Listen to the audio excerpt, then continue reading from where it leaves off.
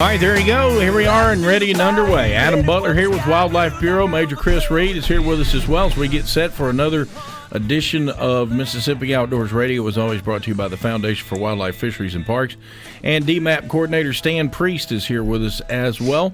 And good to have you all in here. Adam, how you doing? Good. Glad to be here. We just realized Stan's a first-timer on the show. JT. Yeah, I guess so. I guess it'd be my first time to meet him. Well, welcome, Stan. I've heard I have a face for radio, so I'm glad to be here. All right, man. What about the opening weekend of bow season? What did you see? Anybody out there want to text in or call us? You can do that. I know it was hot. It was hot, JT. Mm-hmm.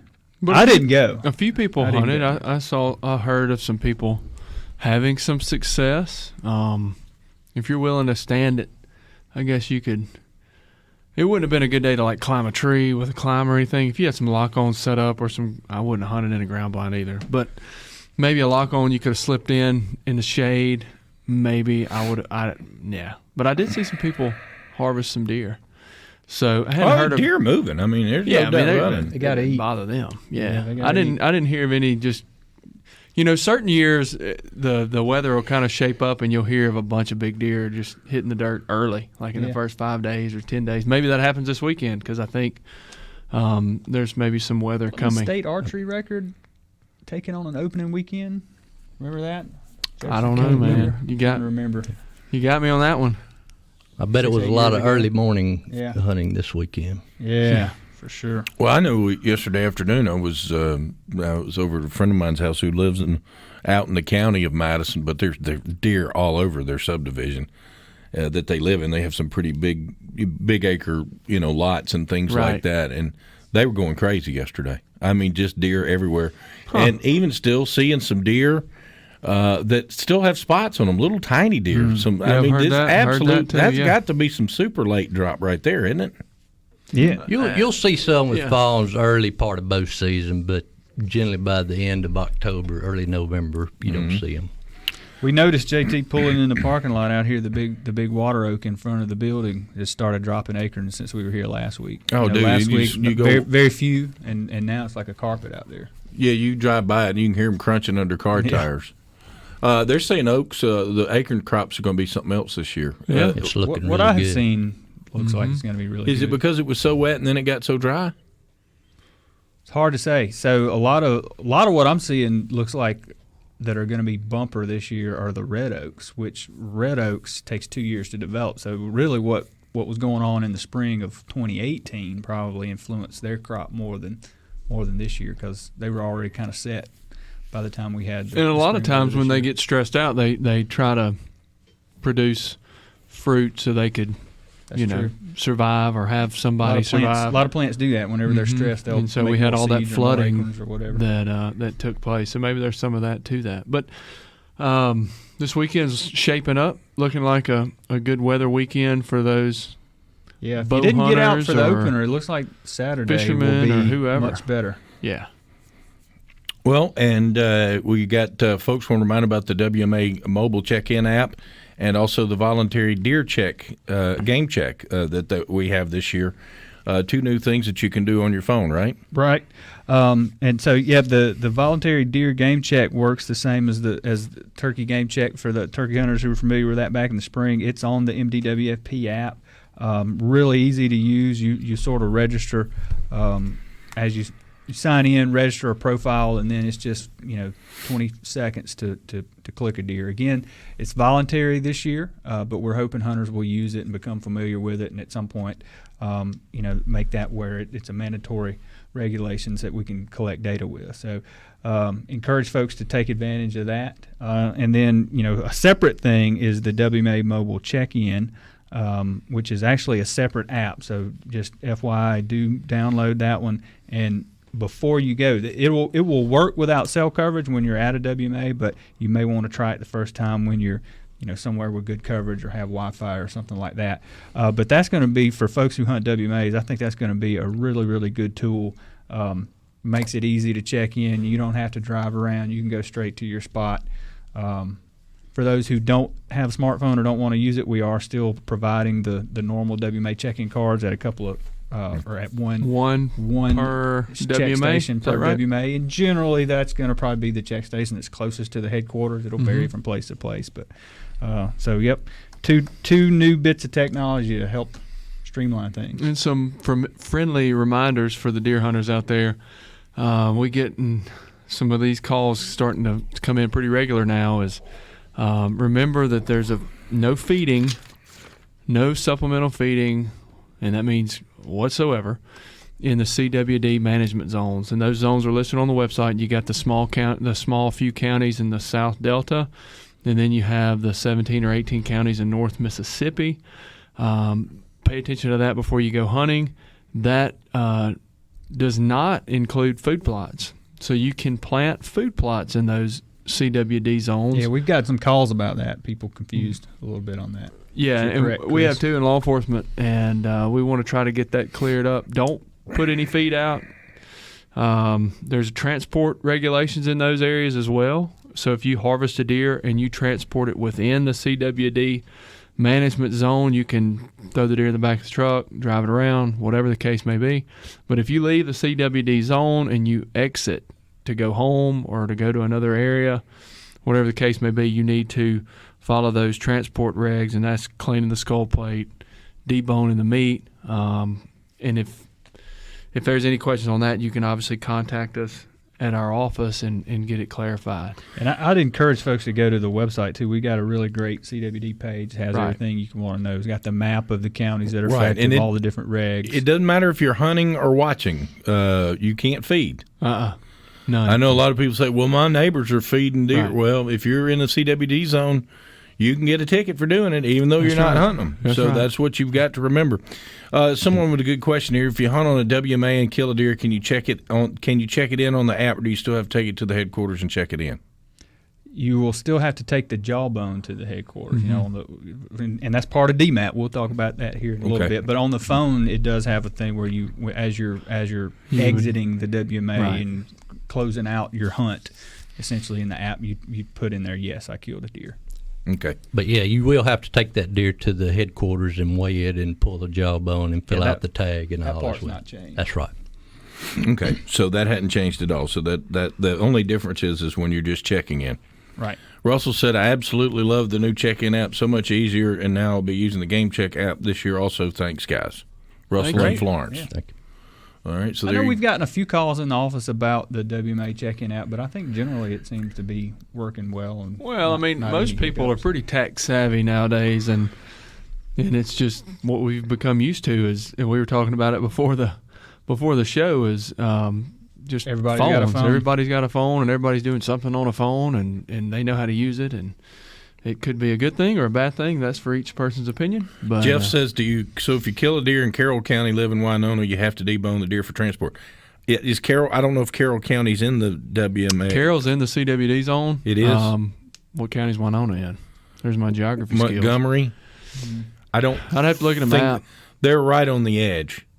I don't know. They're right on the edge. In or not. Okay, what about this? And I'm just being the contrarian here for just a second. But what if let's say you lived in, I don't know, let's say you lived in Greenville, okay? Right. And you went and hunted in a non-CWD zone, but you had to come back through an area that maybe was a CWD zone to get back to the area that you actually live in that's not. Right. How does that work, Reed? Yeah, so if the only thing that applies to this is if you harvest a deer within the management zone. Okay. So if you have to drive through it, we're not going to be stopping folks on state highways. No.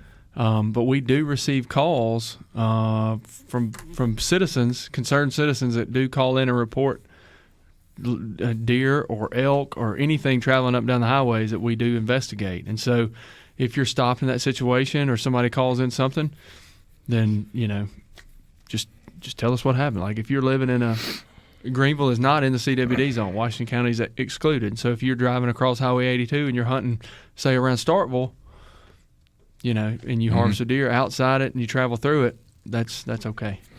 And I'm looking on the map. Montgomery County is not in. Yeah. Yeah. And guys, don't give us all these scenarios that I live in this county and if I hunt. Look, Go to the website, look at the map, okay? We don't have it here in front of us, okay? So, or I don't have it here in front of us, and I'm not going to go and decipher every county, every different situation. If you kill a deer in the CWD's management zone, you have to debone it and leave the bones and everything there, take the head to the check-in station, and then bring your meat back to your house. That is to help prevent the spread of the disease. All right, here we go. Stan Priest, it's your turn. We're talking about DMap. A lot of people have heard of it, but tell us what it is. Well, DMap stands for Deer Management Assistance Program. That's a free program that we provide that basically sets the biologist up with the landowner or the club, and the club tells the biologist what their expectations are for their deer program, and then the biologist makes recommendations to them to get them to that point. And so basically, it's a relationship is what it is. That a club or a landowner can do it. Doesn't even have to be a club, does it? It can be a landowner, right? Exactly, exactly. And it's a benefit for both our agency and the hunting clubs themselves. We get a lot of biological data from throughout the state that we can use to, foster our opinions on how to, adjust the seasons and those sorts of things, and also gives the club site-specific recommendations to their club. Well, because we don't have a statewide mandatory game check system, this is about the closest thing we have to it right now. That's correct. Or in the years past. And the hunters will get professional recommendations about what to do. I mean, this is what you guys do. This is what you study to become. You're biologists. That's why you're here, and that's what you do. When did it all start? It was actually a pilot study that started in Kemper and Noxubee County in 1976, and as that pilot study progressed, in 1985 it became available statewide. Mm-hmm. So that's when it was opened up statewide, and the numbers of cooperators have fluctuated. In the early 90s it was at its peak, and it's since come down a little bit since liberalization of the antlerless harvest. The bag limits have been liberalized, so some of those numbers have gone down, but it's roughly 400 cooperators now that's statewide that is in DMap. And I believe this started in cooperation with Mississippi State and the Extension Service, right? That is correct, yes, sir. Okay. And so it was initially a two-county area, that started, and then it went statewide. In 1994, that was your peak year with 1,200 cooperators and 3.25 million acres. Wow. And now it's down to 442 cooperators with 1.7 million acres enrolled. Probably a lot of reasons why that. I mean, obviously, DMap, you've got that, but then you've got other management practice people that people use in the private sector. I know what is it, quality deer managers. You got different ones, so there's a lot more opportunities now for other people, right? That is correct, right. And there are some DMAP consultants that are not affiliated with, or not employed with the Department of Wildlife, Fisheries, and Parks that still administer DMAP properties and give them recommendations on those ends as well. Mm-hmm. And probably a lot of the reason for that drop, in the early 90s, there was a lot of the state that needed liberal doe harvest, but at that point most of the state was still doe days. We didn't have the liberal opportunities we have now. So through DMAP, you could get doe tags. Right. That was the main reason that a lot of those properties came on board, was just to, they would collect data and weights and antler measurements and that sort of thing. But the main reason they were joining was to get those additional antlerless tags. Question for you, Reed. If I'm in a hunting club in CWD zone, other people in that club are feeding, what are enforcement rules? Do I get a ticket if I'm caught on that land, or do I have to be hunting within sight of the feeder, or what? Explain, please. So, to clarify, he's on a club. That's what he said. That may be feeding. Yeah. All right. So, if we won't necessarily shut the whole club down. I wouldn't call that blanket answer right now and say we're going to shut it down, but he doesn't need to be around any of those locations where he knows that feed is being put on the ground. And if we don't already know about it, it would benefit us, obviously, for him to kind of, I know nobody likes to be the tattletale. I understand. Folks, It's not because we're trying to be the no fun police. We're trying to be the stop the spread of CWD. Stop the CWD, Right. whatever police. Yeah. So yes, you definitely need to let someone know, and that would be what I would do. But the whole property necessarily, we're not going to come into the camp yard and write everybody tickets. It'd be a case by case deal. Yeah, folks, and what you need to do is remember why this is. The reason why they're banning feeding in the CWD zones is to stop the spread of deer. And we can all talk about, and don't text, well, we shouldn't be feeding at all. Everybody has got their opinions, just like every one of us here at the table, but there ain't any of us at the table that can do anything about it. So I appreciate everybody's opinion, and I have my own, just like anybody else's, but there's not a whole lot that we can do about that. All right, let's talk about DMap data and how that's been used in managing Mississippi's deer herd. What are some examples of that? I think one of the main examples would be the old 4-point rule that was put in place, because of DMAP and whatnot. And then I guess, as far as the quality deer management program that you talked about with the QDMA and whatnot, is it's kind of the people wanting to grow better deer. I guess that's when the DMAP really kicked in, is people would come to the biologist and say, how do we put something in place that would allow our deer to get a little more older, to get a little better quality age structure in our deer herd. And so that was when a lot of that came about, is through those kind of scenarios. Mm-hmm. And of course, but think about how much you've learned since then. I mean, and that's really what this was about. Not only does it help the landowner, but it also helps the biologist and helps y'all understand more. Just like you said, the evaluation of the old 4-point rule. Talk about the quality deer management or QDMA management type approach across the state, and also talk about with the context with CWD sample collection. It all works together here, doesn't it?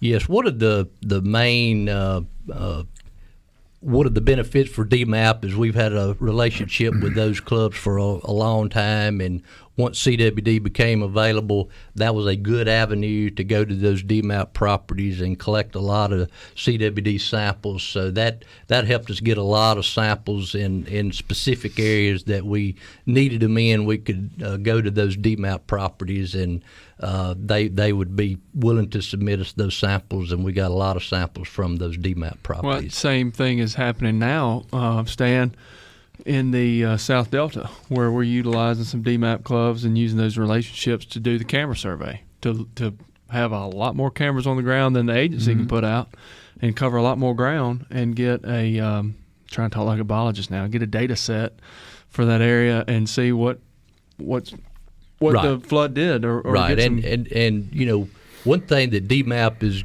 good too is it's private land for the most part. So you're getting a situation where you're looking at data from a private land standpoint. Also, we're getting it from the public land standpoint. So you've got a different data set there to look at as well. I'm just the turkey guy, so I'm looking kind of you're from the outside well more in than the turkey guy, Adam. On the Don't DMAP discredit stuff, yourself. It really has been a success. And he struts when he walks too. I don't know about that. Yeah. But to me, the combination of sort of DMAP and QDMA coming on board, at the times they did, it's really changed the way hunters and landowners think and feel about deer management. I mean, going back 25 years, I don't know that managing deer was really all that important to a lot of people. You just sort of show up and what's there is what's there. And now it's rare to find someone who has property or is in a hunting club who is not, thinking almost 365 about the deer on their property and how to better the deer herd and manage the deer herd. And I think, DMAP, while they may not have worked with that person specifically, sort of the reach that DMAP has had with QDMA is a big It's all over the state. Yeah. Yeah. And there's no doubt about it. It does work, and y'all are still doing it today. How does somebody sign up for DMAP? Well, I tell you what, hold on to that thought. We're about to take a break. We're going to get to that, and we got more coming up for you, Mississippi Outdoors Radio. We continue here with Stan Priest with DMap. And we are continuing to talk about the examples of how DMap data has been used in managing the deer herd. And we got that. I got a couple of texts in here. What if can I transport deer to a meat processor without cleaning, gutting, etc. in a different county as long as they're both in the same CWD zone? Say I kill a deer in LaFleur County, take it to a processor in Grenada or Carroll County. Yes. Yeah, stay inside the fence, folks, and you're fine, right? Right on. Think about that. And Stan made a good point, too. If you harvest a deer outside of the CWD zone, you can transport it back into the CWD zone whole. You don't have to follow the cleaning guidelines and regulations. It kind of gets a little confusing, but that's what we're here for, I guess, is to answer those questions, try to clear it up. And I guess if you had a question, you could always call. Oh, yeah. We get calls. Be smart. No, don't call that call. Just office. Okay. During the week, we get those calls all the time, and we're there to answer those questions. Okay. Well, there you go. I didn't even think about being outside and going back in. Yeah, a lot of times we think about in, and then there may be people who, say, drive from Grenada to wherever, Yazoo or Madison County and hunt, and they can drive back into the zone from outside the zone. I'm getting confused talking about it, so, yeah. It can be confusing, but then ask the question, and that will do it. All right, Stan, talk to me some more about DMap, and other states have also adapted DMap, right? Yes, Mississippi kind of led the charge in DMap, but you about can't find a state that does not have some type of DMap program now, and Mississippi kind of led the charge with that. So a lot of other states followed suit with that. Were you involved in those early stages, Stan, getting it off the ground? I am old, but I'm not that old. Okay. Thank you, Chris. Yeah. He loves to point out people that are old, doesn't he? That's right. So tell me how it works. Actually, the specifics of DMap. Basically, we'd like the club to be around 1,000 acres or have the ability to harvest 10 deer. And that way you get a sample size that you can actually, look at. You need a few deer to make some projections with and whatnot. So typically we want a property that's going to be, around 1,000 acres, and we'll meet with the club, or our biologists will meet with the club, and the club will give us their recommendations on what their expectations are as far as what they're trying to grow from a quality deer standpoint, and we'll make recommendations based on their property and where they are situated. Some properties are going to be in some high quality habitats that will have the ability to grow better quality deer than somebody down in the southeastern part of the state, for instance. So we'll kind of temper their expectations along with how the habitat is on their place, and we'll just make recommendations on how they can best meet their objectives. And really, the truth of it is, though, how successful it is, it's up to the club to doing what y'all were brought in there to do, right? That's correct. This is a free program, and we're offering free advice, and that's their prerogative if they use that advice, but the more they adhere to the program, the better their, the expectations and their results will be. So what type of data would a club be collecting under DMap? Basically, they're going to collect all the biological data, such as they'll weigh each and every deer that's harvested. They'll measure the antlers, spread, beam lengths, those sorts of things, circumferences, get lactation or if the doe's had milk produced, just to say, if she produced a fawn that year. And also they'll have to pull a jawbone from each deer, and those jawbones are used for aging purposes so that the biologist can tell the age of the deer. So you've kind of got a age structure of the deer herd that will help with their program. And then some clubs can even go beyond that, right? Yeah, some clubs, that they'll actually do observation data where they will go out with a card and they'll write down each and every deer they see, whether it's a fawn, a doe, small buck, mature buck, and compile all that observation data. So yeah, you can go and collect a lot of data or a little bit of data, but and the more data you collect, the better off you're going to be. in the long run. So how do you enroll? That's, I guess, what it all boils down to. How do you enroll if a hunting club wants to enroll, or if a landowner wants to enroll as well? As far as DMap, how do they go about doing so?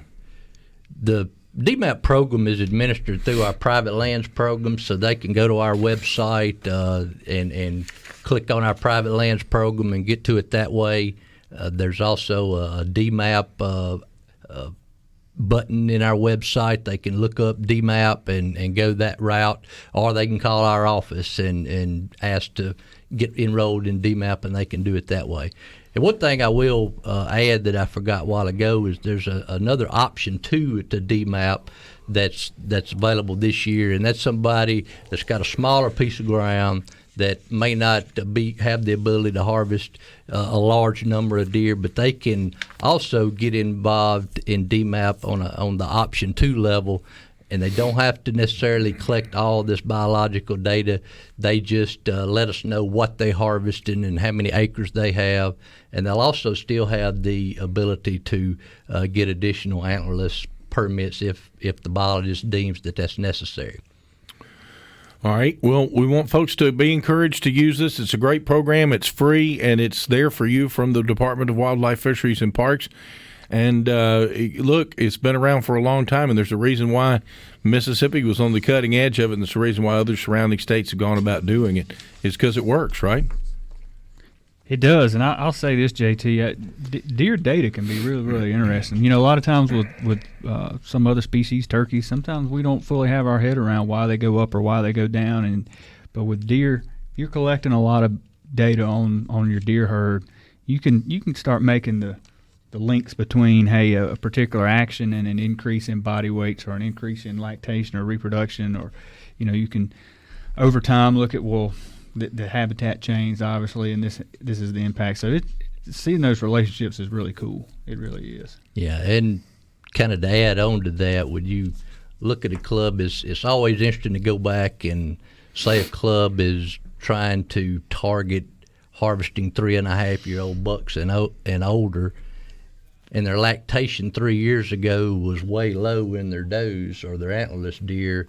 Say they had a real poor reproductive year. It's real easy to follow that 3 years later, and they have a really poor year because they don't have many 3.5-year-old bucks out there.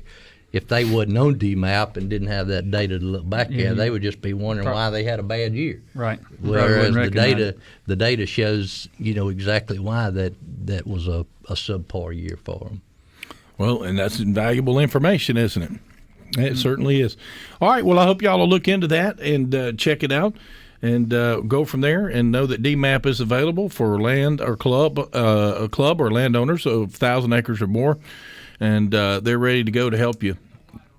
And been doing it for a long time, and they're ready to help you, and we'll do that as well. Let's see if we can get another call in here. Another one. Mike says, "What is the age? What age in general would you consider a mature buck?" Anything 3.5 and older is generally considered a mature buck. Okay, 3.5 or older. So a lot of properties target 4.5 and year older because at 4.5 they're generally bigger than they are at 3.5. But a 3.5-year-old buck is generally considered a mature buck. And Stan, isn't it correct to say that over time the proportion of mature bucks on DMAT clubs has been increasing? Right. I mean, Mississippi is kind of tops in the country. Absolutely. In the last QDMA report, Mississippi reported the highest age for the average buck harvested in the year was Mississippi. Wow, I didn't realize that. Good stuff. All right, Stan, thanks for being here with us today, man. Appreciate it. Thank you. All right, there you go. As we continue, and it's time for our look into the Mississippi Outdoors TV segment. Tell me about what's happening this week. Yeah, JT, so, you know, we hit it a couple of weeks ago. This is the 30th anniversary season of Mississippi Outdoors Television. And this week they got a couple of good episodes coming. Going to go down to Cane Mount WMA in Claiborne County, which is kind of one of our top WMAs, is if you like deer and turkeys for sure. And co-host Kevin Meacham is going to take a really nice buck with his bow. And then also in the second segment of the episode, Hope Outdoors, which is a special needs organization for adults and youth, will be doing some inshore fishing on the Gulf Coast.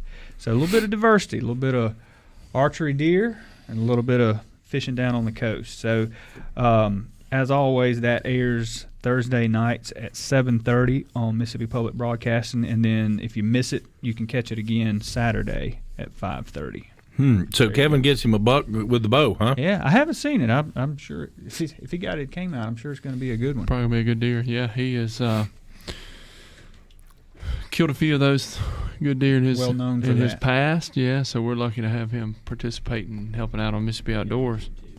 Yeah, and we all of our episodes, after they air, we put them on YouTube, and you can get them through social media links and the website and all that. So the one last week, the canoe trip with Call Paul, is now up, which I did not get to check it out yet, but Floating down really the looking river. forward to seeing it. Well, you definitely can do that, and you can check it out there. Mississippi Outdoors TV, also brought to you by the Foundation for Wildlife, Fisheries, and Parks. We got about 3 minutes left, folks. If you've got a question or something you want to talk about, you can do just that. That Hope Outdoors special needs organization for adults and youth doing the fishing and the inshore fishing on the Mississippi Gulf Coast, talking about that. That's something cool. I mean, the fact that people are continuing, like the Wheeling Super Hunt we have, where we get kids with disabilities in the woods, and that's coming up pretty soon, isn't it? Yeah, I think so. End of October. Last weekend of October. So yeah. Yeah, the commission's really good about offering or entertaining those opportunities for underprivileged, special need kids, adults. Try to give them a first shot at it. They go before the deer have been chased with the bang It's such sticks. a great event too. I mean, it's just, and it's grown and grown and grown. Yeah, it's life impacting for those people that participate in that stuff, and so it's always good if you have an opportunity to do that, to give back, take somebody hunting, take somebody fishing. This weekend would be a good time to go. We underestimate how many people have never experienced deer hunting or gone out to a deer camp or gone fishing and experienced a night away from the hustle and bustle of the city. Not that we have big cities, but I mean, it's getting to the point now where those things can't be overlooked, and we got to take somebody and they could, enjoy what we grew up Just doing, unplug Butler. from it all. Yeah. And look, JT, the forecast this weekend is looking like it will be a great weekend for it. We're going to finally see. I may be sick We're not. We're going next week. we're just going to pass the 50s. All just going to blow by them. Now and have this some is lows in what the you're 40s doing right is now, what it's Butler. saying. Look, Is jinxing Just the exactly forecast. what I told y'all. says the low is Jinxing it, 47 man. Saturday. That's just exactly Huh? like I Jinxing told it. y'all. We didn't get any spring. We went from winter to summer, and we're going to go from summer to winter. We're not going to get any fall. You watch and see. Also, jinxed it. JT, Rabbit opens this Saturday. I didn't mention that at the top of the show. I know Rabbit season. A lot of small game opportunities out there. Get and the I know hounds ready. Yeah. Not as many people, I think, rabbit hunt anymore as they used to, but the people that do are really serious about it. Rabbit season. Yeah. Loss of yeah. habitat, man. Habitat. I asked some folks that one time, why don't y'all rabbit hunt anymore? They said there's nowhere to go. The farmers are cleaning ditches up and trying to plant every little inch they can, and you can't fault them for that. There's just a lot of stuff factors into it. Need to make But we habitat. do have some people within the agency that have some hounds that like to chase the Hounds. rabbits. Yep, North Mississippi. You've met the guy before, one of our officers, Kristen Marcus, I didn't know he was a the law rabbit fit guy. He's fit. Yeah. He's probably because he eats all He those got- rabbits. You got good dogs? Well, he says he has good dogs. Now the case is still to be determined. The jury's still out on that. Well, it sounds like, Reed, you need to go on a trip and find out for yourself. Good rabbit hunt's hard to beat. Yeah. Well, it's You can try it Saturday. It's entertaining, that's for sure. That's for sure. All right, gentlemen, we'll see y'all next Monday for more Mississippi Outdoors Radio. Thank you for being here. Adam Butler, Wildlife Bureau, Stan Priest with DMap, and Major Chris Reed with law enforcement. I appreciate y'all taking time to be here with us. It's all brought to you by the Foundation for Wildlife, Fisheries, and Parks.